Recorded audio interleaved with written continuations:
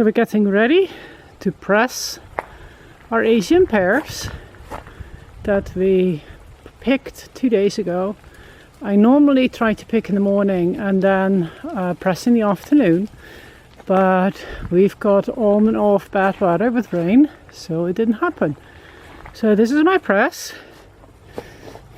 Her name is Ain't She Dusty? Not made by me. I got it off Craigslist and I like it, but it's totally wood, and wood does take some taking care of. So to show you how one of these works, I'll walk you through the different steps. And as you can see, the thing is really dusty. It's wood dust because it lives in the garage. So first I will hose it all off and sanitize the bottom plank, that one.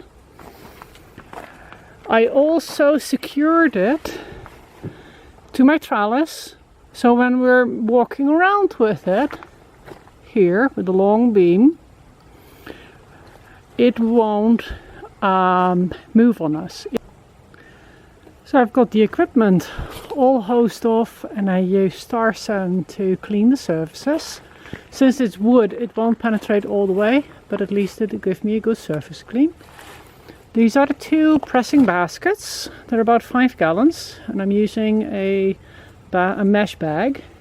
That's the follower plate, and another one for the screw. And I've got a plastic bucket, fermenting bucket, ready to go with a sieve. I've got my little stainless steel catching bowl. And now it's ready to reassemble. Oh, and I also cleaned all the pears, so they are hosed for all the sand and stuff. And I have a cutting board to make them smaller as needed, but mostly to get the bad stuff off, the spots and things. And we're collecting all that because that'll go to the livestock. So now we're on to assemblage and starting to shred our first pears. On this beautiful fall day, I will be pressing our Asian pears to make pear juice so I can make more mead, pear mead. So to show you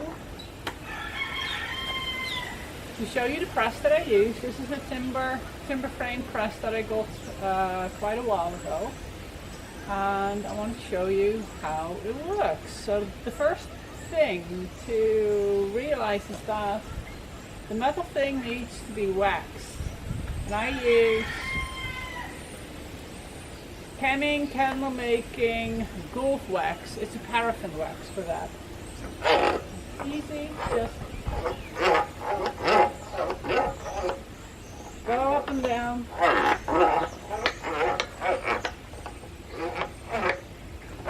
What you don't do is use WD-40. That does not work. Now to put this together, we have the bottom plate. This is what catches the juice. Also, when you're cleaning this, put it in the sun. It's starting to weather a little bit moldy. And I Star Sand it, so it's fine for topical use, but better to prevent. I wish they hadn't used plywood for this.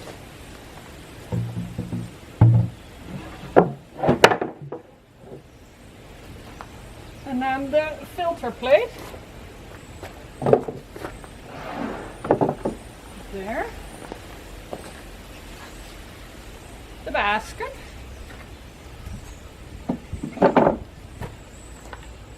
And since I'll be shredding first, the basket goes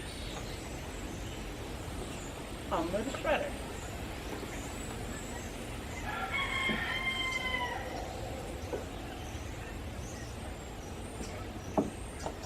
I like using a mesh bag.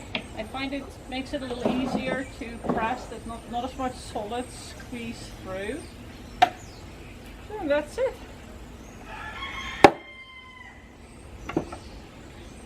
I showed a little bit of this yesterday too, but it was getting pretty dark, so I'm not quite sure how visible it was, so that's why I'm doing some of this stuff again today, just in case. And now it's time to, here are my pears, to grab some pears. Okay, I filled my hopper with pears. Now it's time to shred.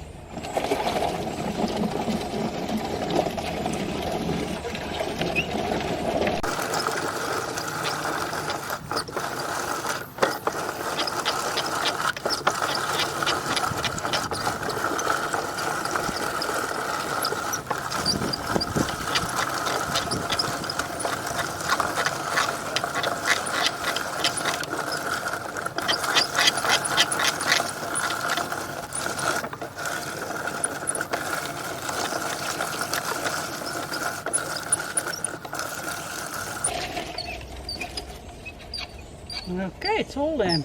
It's a lot easier to shred pears than it is apples, and pears are juicier as well.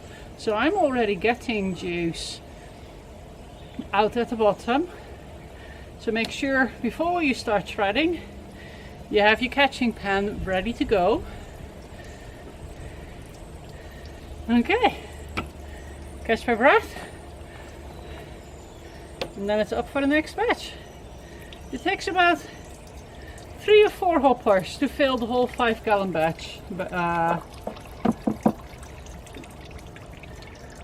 frame.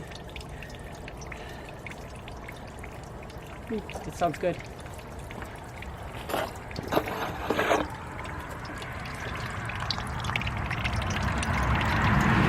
So that's only from shredding.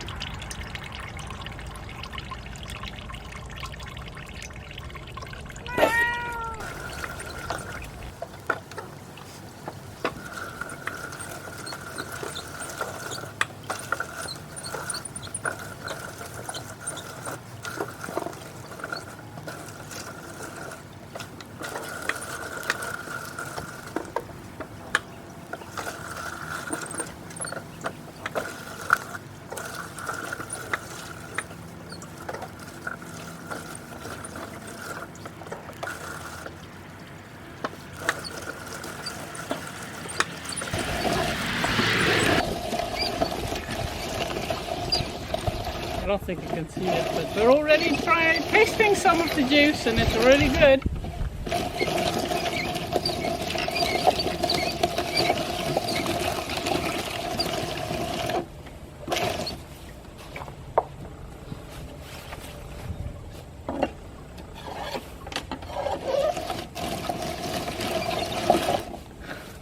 Can I first get through this? Keep going.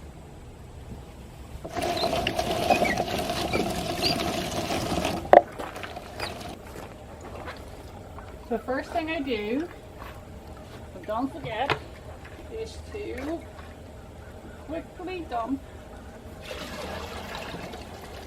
And that is all I got just from shredding. And then this goes back in the shed. Now when I have a satin filter, this goes back in the garage so I don't trip over it. And nobody else does.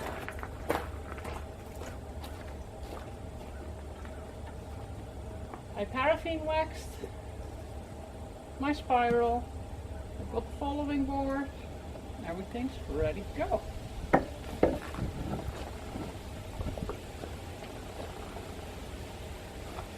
So the thing with pressing pears is relatively easy because they're very wet already. So a lot of juice comes out. I can compress them to about half their size and get quite a bunch of juice. I don't have to help it very much. Apples, on the other hand, they're actually surprisingly sturdy. They don't press very well. Not as well as I would like.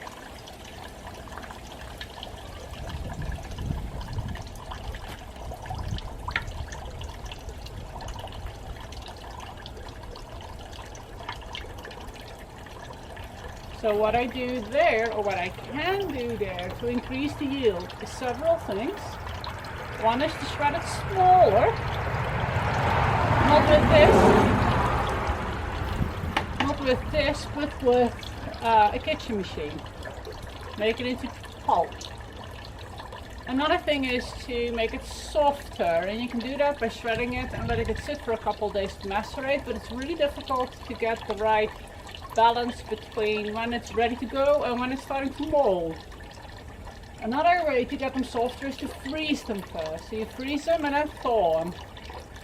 And I know several people who've done that very successfully. In fact, I know someone who just got frozen apples off the tree and pressed them like that. Again, be careful with defrosting. You don't want them to mold. They'll mold fast.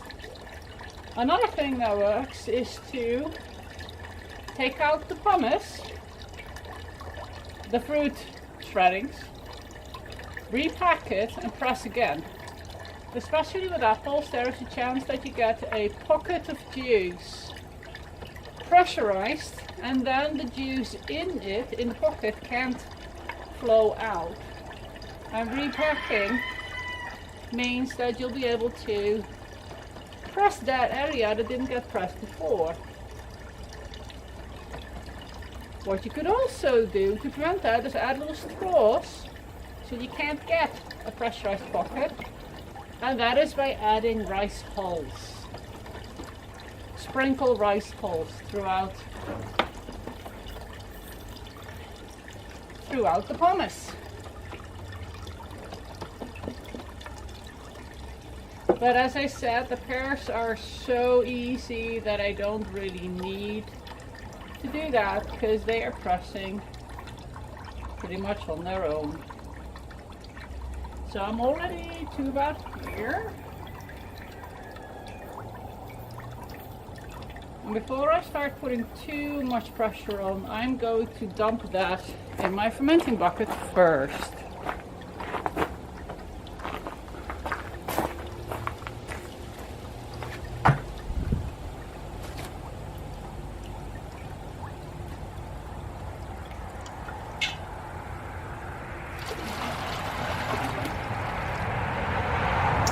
One of the reasons I have this screen is because I often have wasps.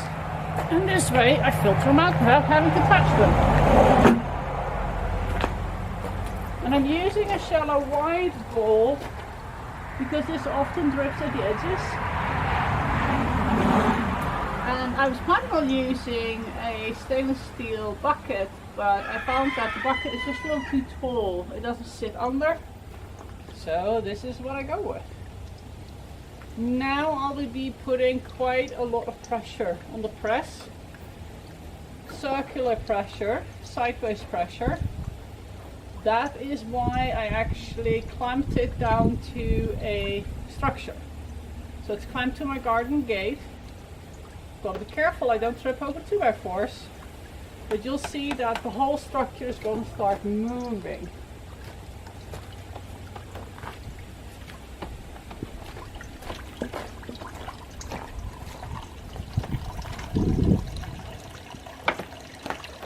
It helps to focus on one point and not to look at where you're going in circles, because you'll get dizzy.